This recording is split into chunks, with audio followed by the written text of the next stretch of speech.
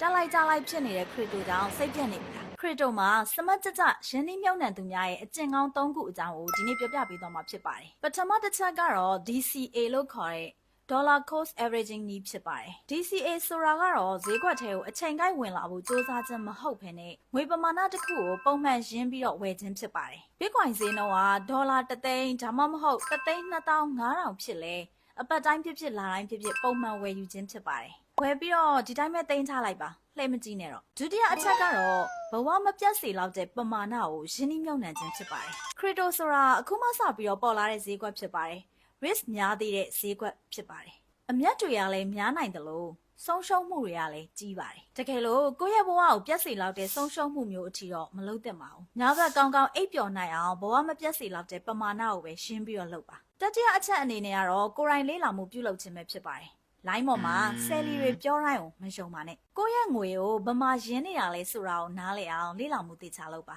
project ရဲ့ white paper သူတို့သုံးတဲ့နည်းပညာပြီးတော့ဘာကြောင့် project တစ်ခုကိုစတင်တာလဲသူ့ရဲ့ပြိုင်ဘက်တွေအကြောင်းကိုလေ့လာပါဒီ project ကဘယ်လိုပြဿနာတွေကိုဖြေရှင်းချင်တာလဲ